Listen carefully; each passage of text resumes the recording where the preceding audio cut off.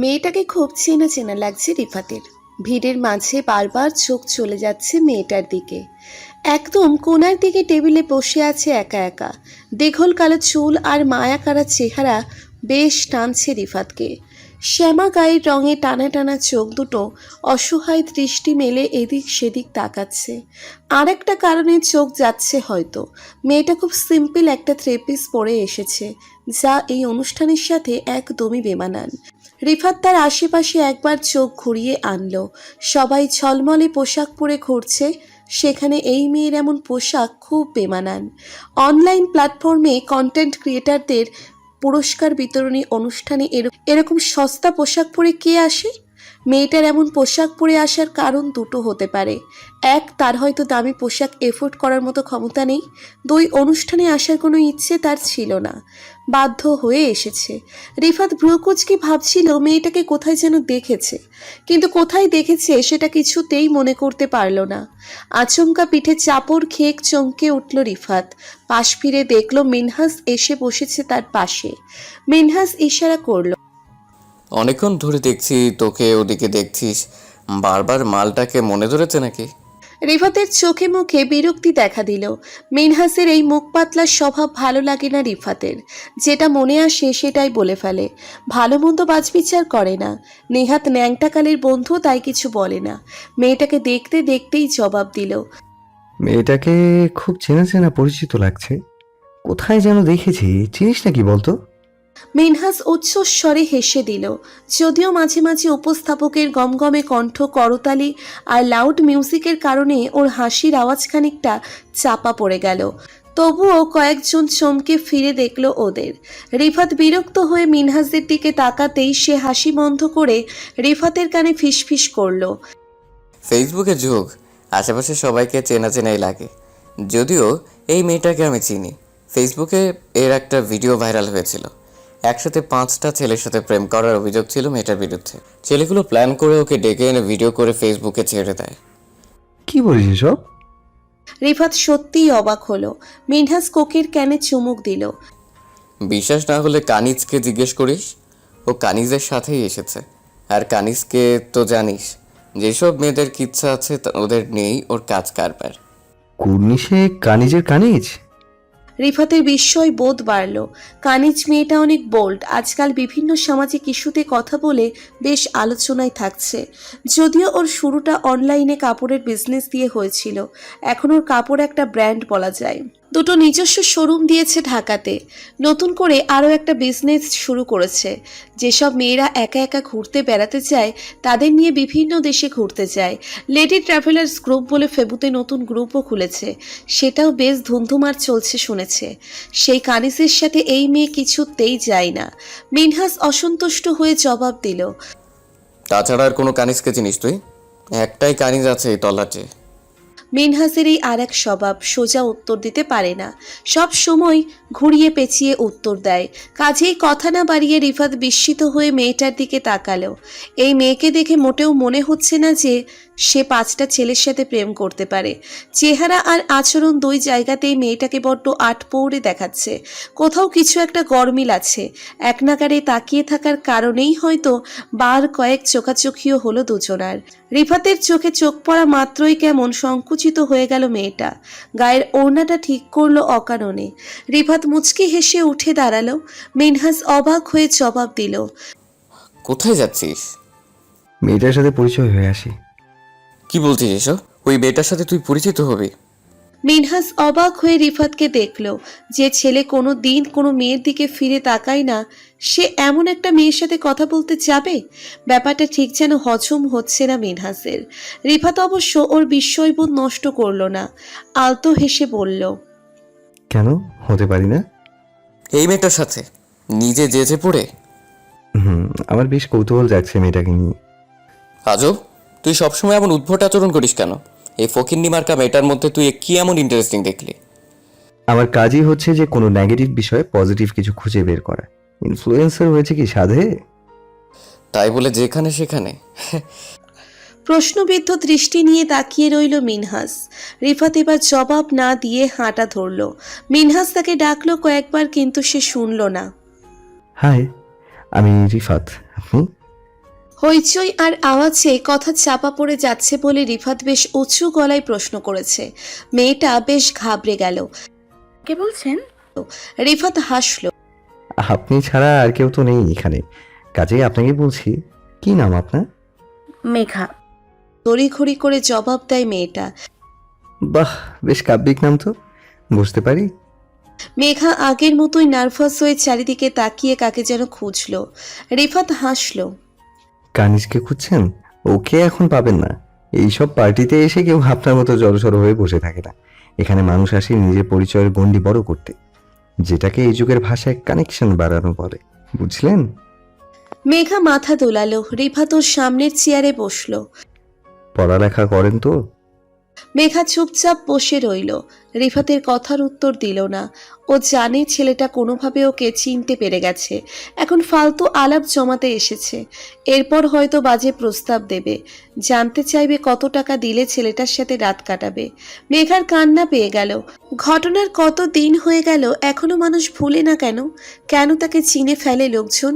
তার চেহারা এখন যথেষ্ট পরিবর্তন হয়ে গেছে, তবুও নিজেকে লুকাতে পারে না। ভাবতে ভাবতে মুখ চোখ লাল হয় তার। আর কত দিন বয়ে বেড়াবে এই যন্ত্রণা? ঠিক এই কারণে কোথাও চাই না মেঘা। নিজেকে এক প্রকার ঘরবন্দি করে রেখেছে। আজও আসতো না, কানে জোর করে ধরে এনেছে ওকে। এইসব পার্টিতে নাকি কেউ কাউকে নিয়ে মাথা ঘামায় না। কে এলো কে গেল, কেউ ফিরেও তাকায় না। এখন তো দেখছে উল্টো কেস। মাঝে মাঝে মনে হয় বাংলাদেশের অর্ধেক মানুষ তাকে চেনে। যেখানেই যায় কেউ না কেউ চিনে ফেলে। চিৎকার করে কাঁদতে মন চায় মেঘার। মেঘা কোন ক্লাসে পড়েন? রিফাত আবার জানতে চাইল। অ্যাডমিশন দিচ্ছি। ভেজা গলায় জবাব দিল মেঘা। আরে আপনি তো দেখছি ছোট্ট বাবু। 18 হয়নি নিশ্চয়ই। তা ছোট্ট বাবু এখানে কি করে? এটা তো ছোট বাবুদের জায়গা না। মেঘা হঠাৎ দাঁড়িয়ে গেল। রিফাতের দিকে তাকিয়ে কাঁদো কাঁদো গলায় বলল।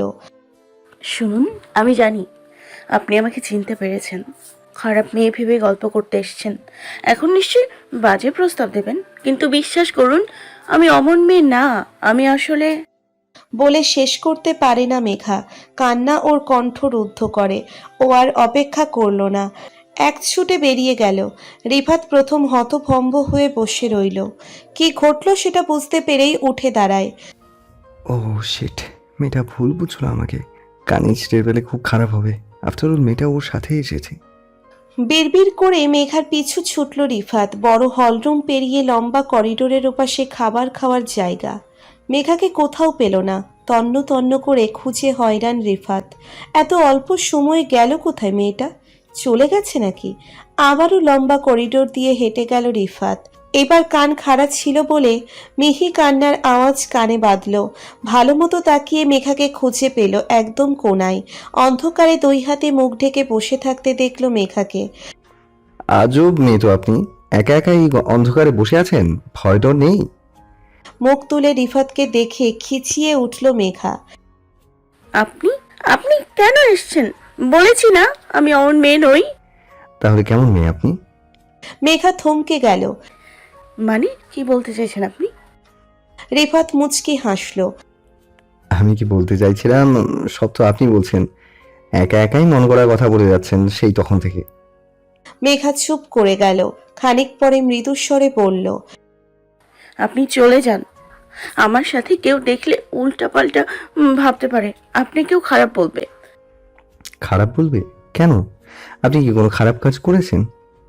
করেছি তো, একসাথে 5টা ছেলের সাথে প্রেম করেছি। এটা খারাপ না? সত্যি করেছেন নাকি? খোলে বলুন তো, এতগুলো ছেলেকে হাতে রাখার নিনজা টেকনিক কি? আমিও একটু শিখে নিতাম, তারপর মেয়েদের উপর অ্যাপ্লাই করতাম।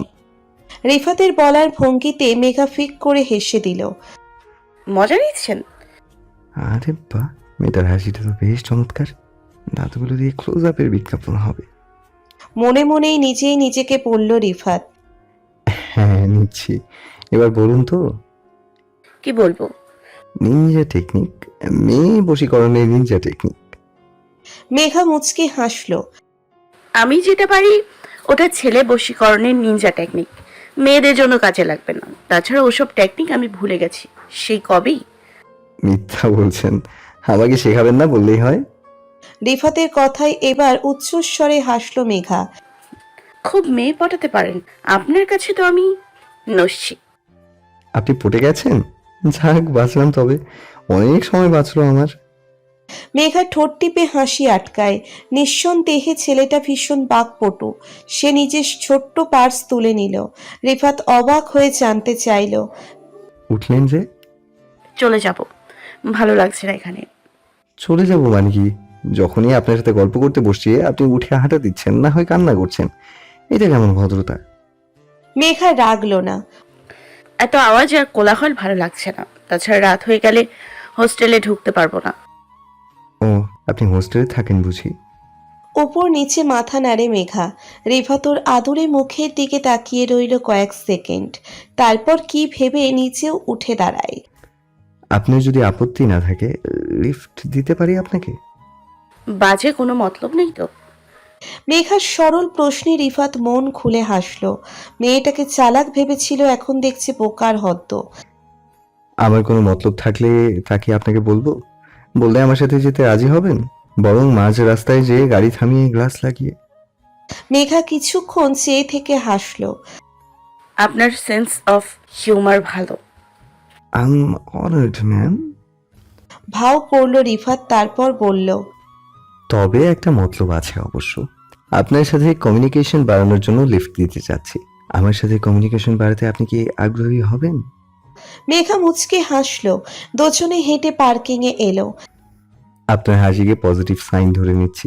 এখানে 5 মিনিট দাঁড়ান, আমি গাড়িটা নিয়ে আসি। মেঘা ঘাড় হেলিয়ে সায় দিল। কিছুক্ষণের মধ্যেই মেঘার সামনে গাড়ি থামে। পাজেরোর দরজা খুলে ওকে ভিতরে ডাকে রিফাত। এত দামি গাড়ি হয়তো আশা করেনি মেঘা। সে অবাক হলো, তবে কোনো প্রতিক্রিয়া দেখায় না। কোন দিকে যাব? রিফাতের প্রশ্ন। Mohammadpur Sukanya girls hostel. মেঘা বাইরে তাকিয়েছিল। কথাগুলো বলে আবারও দৃষ্টি বাইরে নিল। রিফাত গাড়ি ঘুরিয়ে নিল। বনশ্রী টু মোহাম্মদপুর বেশ লং রুট। ভাগ্য ভালো এই মুহূর্তে রাস্তা ফাঁকা। রিফাত এক টানে চলে এলো। গুগল ম্যাপ দেখে নিয়ে একদম মেঘার হোস্টেলের সামনে। চলে এসেছি আপনার ঠিকানা। মেঘা বিনা বাক্যে গাড়ি থেকে নামে। থ্যাঙ্কস, আশা করছি আবার আসবেন না।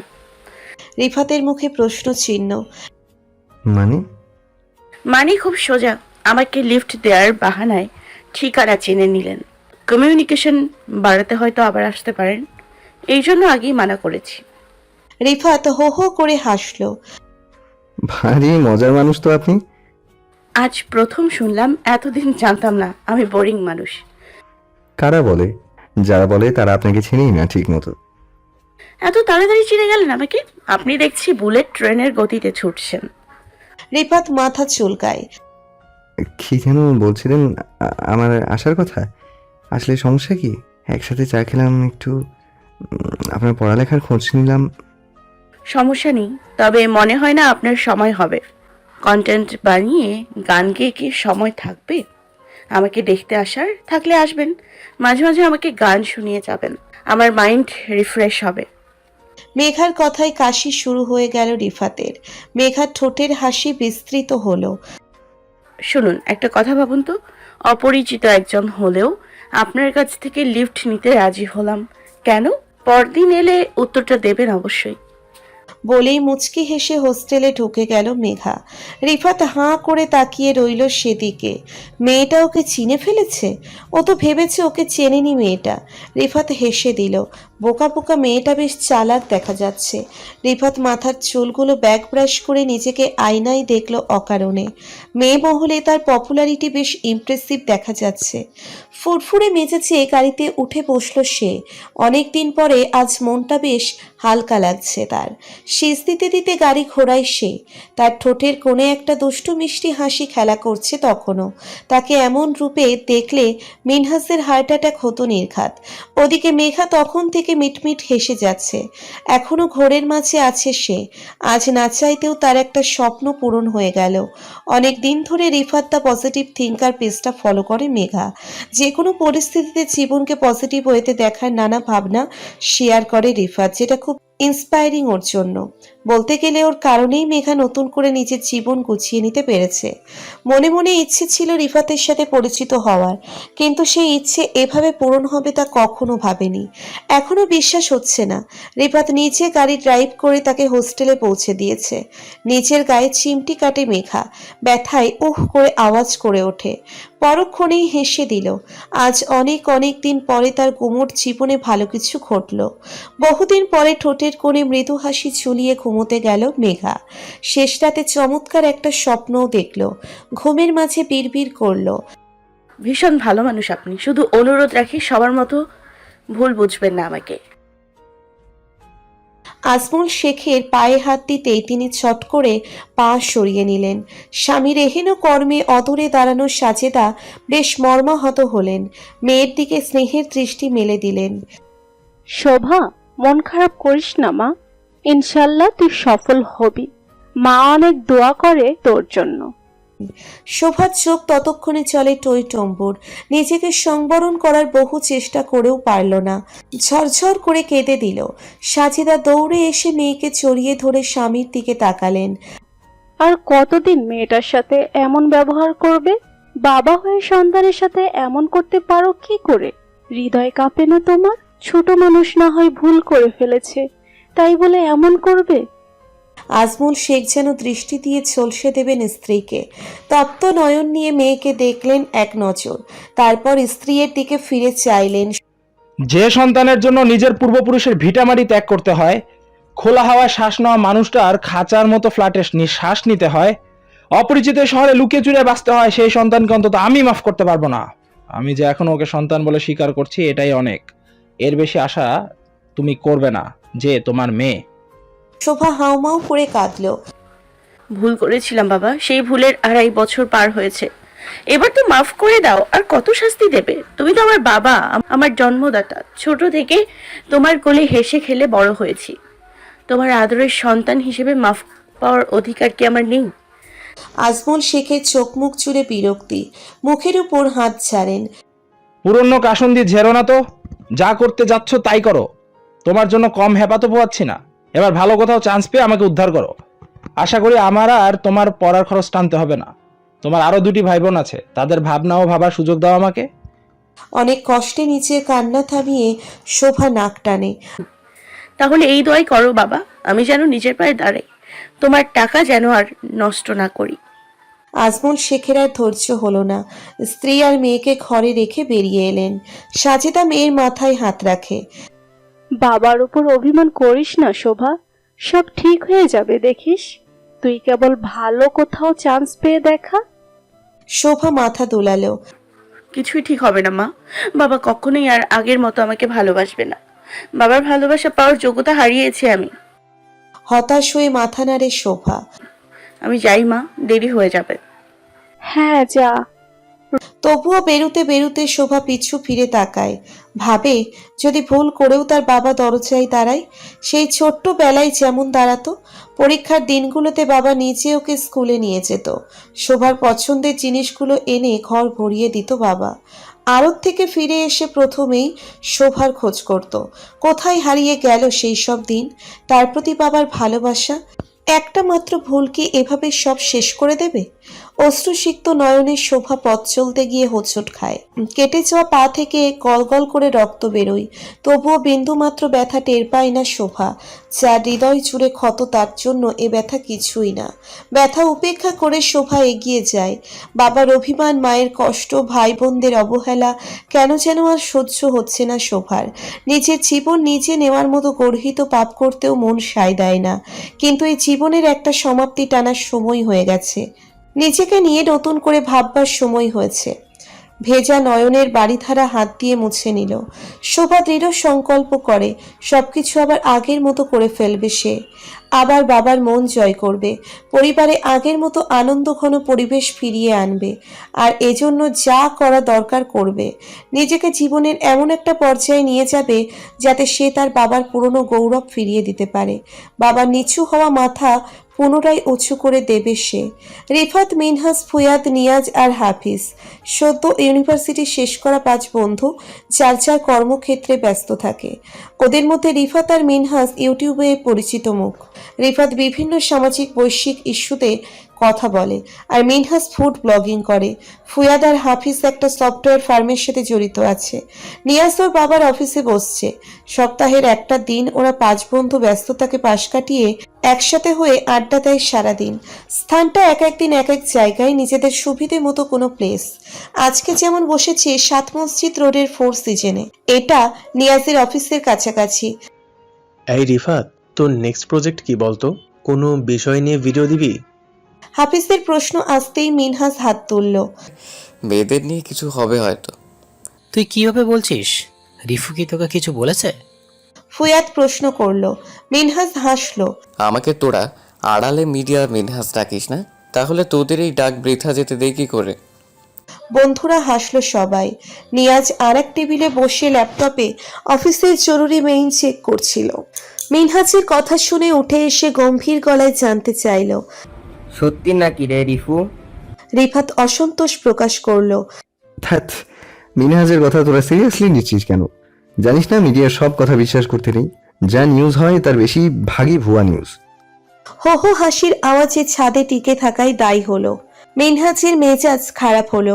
সে একে একে সব বন্ধুদের দিকে চোখ বুলিয়ে আনলো। তারপর রিফাতের দিকে তাকিয়ে বলল, কিন্তু এ কথাও সত্য, যা রটে তার কিছুটা বটে। তুই বল, সেদিন ওই মেয়েটার সাথে তুই কথা বলিসনি? ওকে তো গাড়িতে লিফট পর্যন্ত দিলি দেখলাম। রাতও কাটিয়েছিস কিনা কে জানে। রিফাতের মধ্যে কোনো হেলদোল নেই, বরং ফুয়াদ উত্তেজিত হয়ে উঠে দাঁড়ায়। কি বলছিস দোস্ত? বিশ্বাস হচ্ছে না। রিফু আর যাই হোক, মেয়ে মানুষের দোষ নেই। আরে বাবা, আমি সত্যি বলছি না মিথ্যা সেটা ওকে জিজ্ঞেস কর না। আমি নিজেও কি কম অবাক হয়েছি? বল রিফু, আমি কি মিথ্যে বলেছি? রিফাত সিগারেট ধরালো। পরপর কয়েকটা লম্বা টান দিতেই হাফিজ ওর হাত থেকে সিগারেট টেনে নিল। ভালো লক্ষণ না এটা। কথা এড়ানোর জন্য সিগারেট জ্বালানো পুরনো টেকনিক। বল দেখি মিনহাজ যা বলছে সত্যি কিনা। রিফাত পুনরায় সিগারেট কেড়ে নেয়। আংশিক সত্য, ওর স্বভাব বাড়িয়ে বলা। মেয়েটার প্রতি কিউরিয়াসিটি হয়েছিল, এটা সত্য। তোরা তো জানিস কোনো ব্যাপারে কিউরিয়াসিটি হলে সেটা নিয়ে ঘাটাঘাটি করা আমার স্বভাব। এখানেও সেম ব্যাপার। আর গাড়িতে লিফট দেওয়ার ব্যাপারটা একদম আনইউজুয়াল। মেয়েটা সিক ফিল করছিল তাই লিফট দিয়েছি, নাথিং এলস মামু। ওহ তাই বল, আমিও তো সেটাই বলি। রিফুর মেয়েরই দোষ নেই। এবার প্রমাণ পেলি তো? বলতে বলতে ফুয়াদ কোক ঢেলে গলা ভিজালো। মিনহাজ জুলজুলে দৃষ্টি নিয়ে রিফাতকে দেখছে। চোখাচোখি হতেই রিফাত ইশারা দিল আর কিছু না বলতে। মিনহাজ মাথা নেড়ে ঠোঁট টিপে হাসলো। তার অনুমান তাহলে সত্যি, রিফাতের ঘটনা অনেক দূর এগিয়েছে। কিন্তু ওই মেয়েটার মধ্যে কি এমন দেখলো রিফাত? একে তো ভিডিও ভাইরাল হয়েছে, তার উপর তেমন সুন্দর বা স্মার্টও নয়।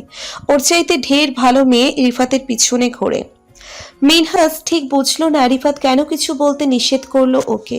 মুখে বলছে তেমন কিছু না, কিছুই যদি না হয় তাহলে এত লুকোছাপার কি আছে? আড্ডা ভাঙলো রাত 11টা নাগাদ। মোহাম্মদপুর ক্রস করতে যেয়ে মনে হলো মেঘা নামের মেয়েটার সাথে দেখা করলে কেমন হয়। আজই তো কোথায় যেন ভর্তি পরীক্ষা ছিল। পরীক্ষা কেমন হলো এটা জানার উছিলায় গেলে নিশ্চয়ই খারাপ দেখাবে না। ভাবনা মাথায় আসতেই গাড়ি ঘুরিয়ে নিল রিফাত। সোজা সুকন্যা গার্লস হোস্টেলের সামনে গাড়ি থামায়। ঘড়ি দেখলো রাত 11টা। দ্বিধা নিয়ে গাড়িতে বসে থাকে রিফাত। এত রাতে এভাবে চলে আসা কি ঠিক হয়েছে? আর স্বল্প পরিচিত একজনের কাছে এভাবে আসাটা কি সমুচিত কাজ? রিফাত বেশ লজ্জিত হলো নিজের কাজে, কিন্তু কেন যেন মেয়েটার সাথে আলাপ করার লোভ সংবরণ করতে পারছে না।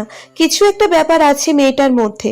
ওর পুরো ঘটনা না জেনে শান্তি পাবে না, আপাতত এইটুকু বুঝতে পারছে।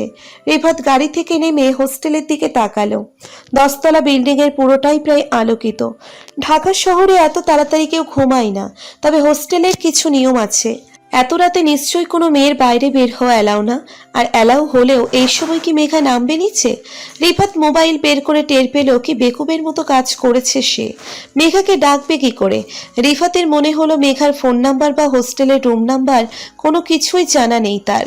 গতদিন কোনো তথ্য দেয়নি মেয়েটা। আরও বোকার মতো কিছু জানতে চায়নি। তাহলে উপায়? একবার ভাবলো ফিরে যায়। পরক্ষণেই মনে হচ্ছে এত কষ্ট করে এসে ফিরে যাবে। একবার চেষ্টা করলে ক্ষতি কি। রিফাত হোস্টেলের গেটে দারোয়ানকে ডাকে। মেঘা নামের অ্যাডমিশন ক্যান্ডিডেটকে ডেকে দিতে বললে দারোয়ান আকাশ থেকে পড়ে, জানাই এই নামে কোনো ছাত্রী এখানে থাকে না। আরে মামা, থাকে একজন। সেদিন আমি তাকে এই গেটে নামিয়ে দিয়েছি, তাকে ভেতরে ঢুকতে দেখেছি। আপনি একটু ভালো মতো খোঁজ করেন। তাহলে আপনি নাম ভুল করছেন মামা, কারণ আমি এই নামে কাউকেই চিনি না। আর ভর্তি পরীক্ষা তো মেলা জনে দিছে, আমি কারে খোঁজ করবো?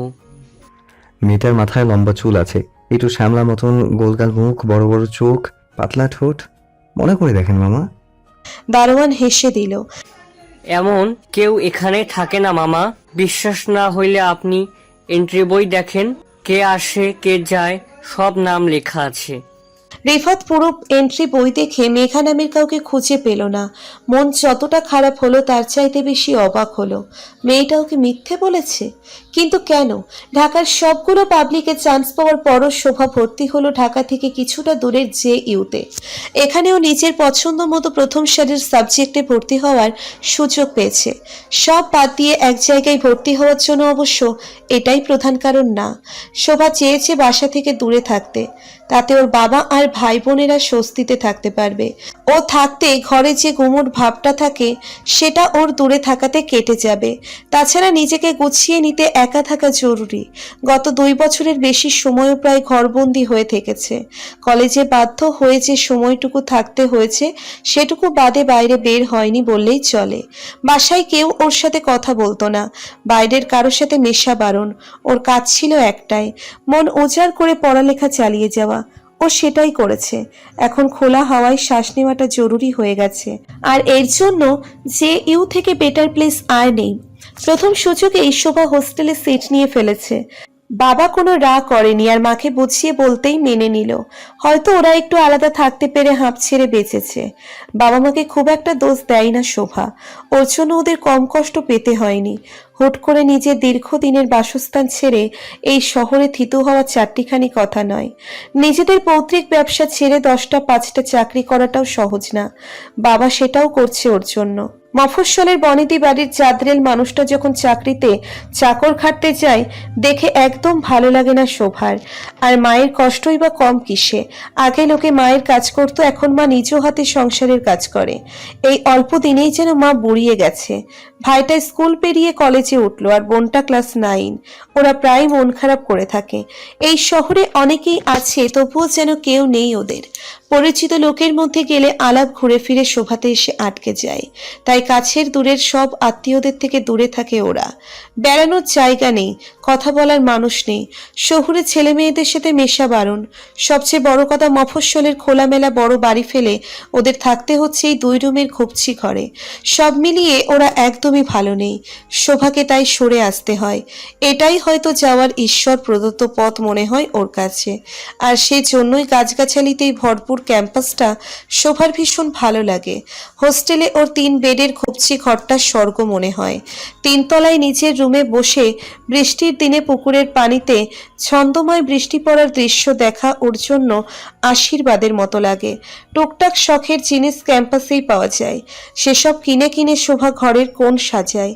একা একা পুরো ক্যাম্পাস ঘুরে বেড়ায়, স্মৃতি স্তম্ভ দেখে। দুপুরে নিঝুম বৃষ্টিতে পুকুর পাড়ে বসে বৃষ্টি স্নান করে।